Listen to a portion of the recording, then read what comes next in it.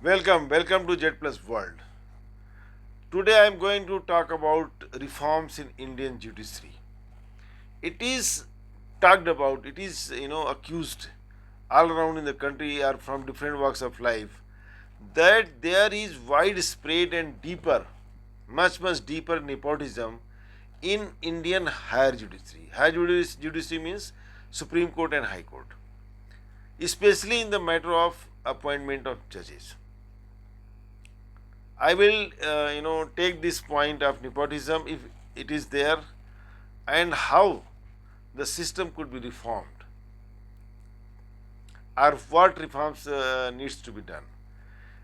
See, in 1993, Supreme Court of India developed a new concept, collegium system, comprising the Chief Justice and four other senior judges for the appointment of judges. What happens in India?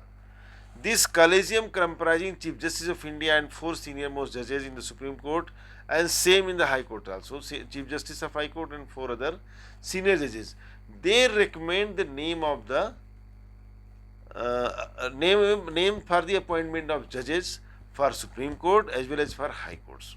Such names are sent to the government and it is laid down in the system itself that the government is bound to accept the recommendation of the Supreme Court in this matter. Government is not left with any choice to say yes or no to that. Government has no option. Government has to accept this recommendation of the Supreme Court. Such and such persons will be appointed as judges of the High Court or judges of the Supreme Court. This collegium system is works as a closed door system. What kind of criteria is applied in the appointment of judges is never part of public domain. It is never made public, never. Even this time in the matter of appointment of a certain person to Supreme Court judge, Supreme Court judge itself, one of the judges objected the appointment of such a person or as a judge of the Supreme Court. Justice Nagratna, she raised serious objections regarding the appointment of particular judge.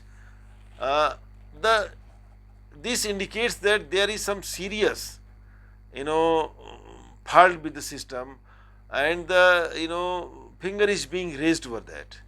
That you see a closed door system of comprising five judges, they appoint the judges. Means judges appoint judges, senior judges appoint junior judges, senior Supreme Court judges appoint junior new Supreme Court judges, Supreme Court judges judges appoint High Court judges. So this is all something going on inside the judicial corridors only. It is never part of the public knowledge or public domain. The question is that why should there not be any open objective system to be applied in the appointment of judges? People from different walks of life have raised serious questions, serious objections to this, and many of them accuse that the Indian judicial system, Indian judiciary is higher positions in the Indian judiciary are occupied by the only upper caste people, and there is almost no opportunity for the lower class people, means OBC class, ST class, ST and SC, deprived people, underprivileged people, because this is accused, this is said that Indian judiciary is occupied largely by the higher caste people who appoint themselves only, who appoint people from their community only, and the aspirations of dreams of this other class of people are not fulfilled because of the system being like that. There is no objective criteria, there is no open house recruitment like UPSC that advertises the vacancy in the newspaper, everybody is free to apply. As happens in IAS, when how the IAS is selected by UPSC, there is open, it is open to all, anybody can apply it, prepare for the exam, qualify and pass, become the IS officer. No restrictions. Everything is in public domain. Any individual of India who is graduate and aspires to become IS officer, opportunity is there. But in the matter of judges, if one aspires to become the High Court or Supreme Court judge, you have no way. There is no way by which you can go to the high judiciary. Simply you keep practicing law, become a lawyer and keep practicing, and then if something happens, you get appointed to High Court or Supreme Court. Mr. Karju, the retired Supreme Court judge, once said regarding collegium that there is a mutual agreement that you scratch my back, I scratch your back. Means judges supporting each other in appointment of judges to get their favorite names, people they want. And there are many cases, if you search it, there are large number of Supreme Court judges who are sons or daughters of their father, who their fathers were also Supreme Court judges. Many of, you can find many names that the father was judge and then the son also became judge. This is how, and that is the reason the accusation of nepotism is made. A finger is raised on Indian judiciary. See, if the son becomes judge, that does not mean he does not deserve. A son of a retired judge, a former judge, can become judge of the Supreme Court or the High Court on his own merit, on his own abilities, on his own qualities. It can never be said with certainty that anyone who becomes judge of the High Court or Supreme Court and by chance his father was also the judge of the High Court or Supreme Court, then he became judge because of his father. No, he can still become judge on his own merit. Many of them, they have been good judges. Mr. Chanchud, judge, his father was also judge. He retired from the Chief Justice of India after 2 years term, very long term.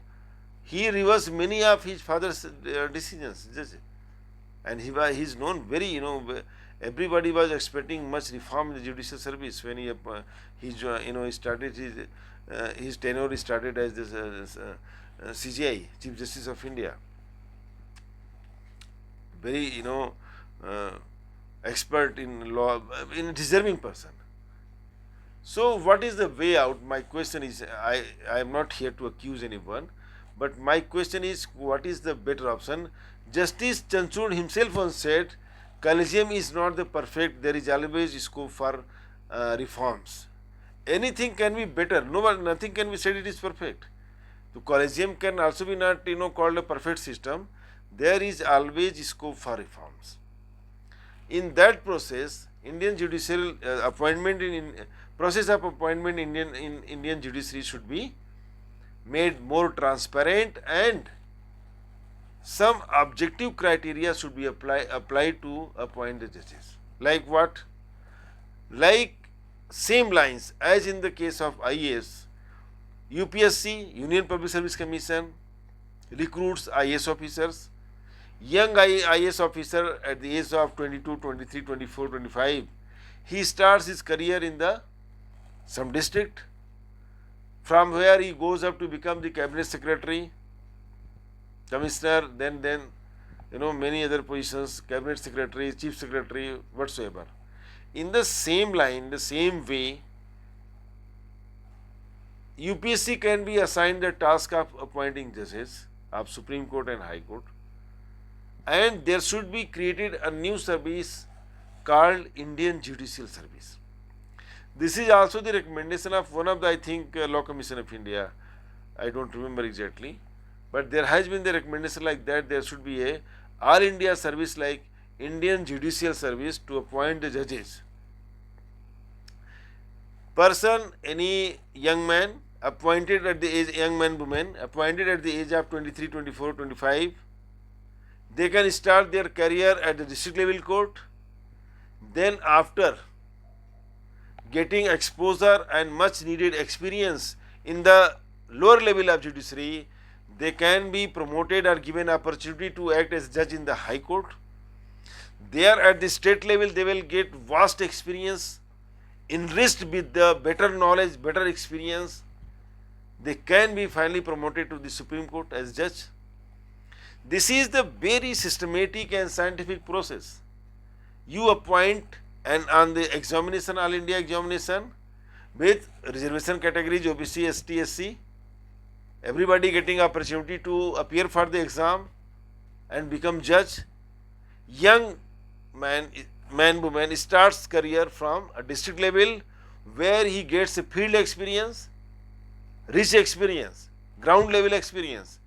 Then after working there a few years, 5, 10, he can be promoted to high court at the state level where he gets more exposure, more important cases, better different environment from district to high court, state level environment, and spending there 5, 10 years, he can be promoted to Supreme Court.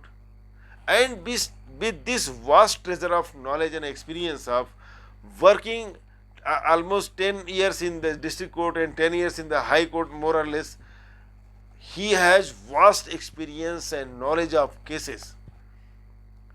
Working at the district level, then working at the state level, he will be creamy. His knowledge will be creamy. Best kind of judge will India will have at that time. The process will itself churn out the best talent. It's a churning process. Starting career at the district level, then going to high court and then Supreme Court, it is a great churning process, and you will get the cream at the most when he needs to be seated at the highest court of justice in India, at the Supreme Court. And this is not difficult.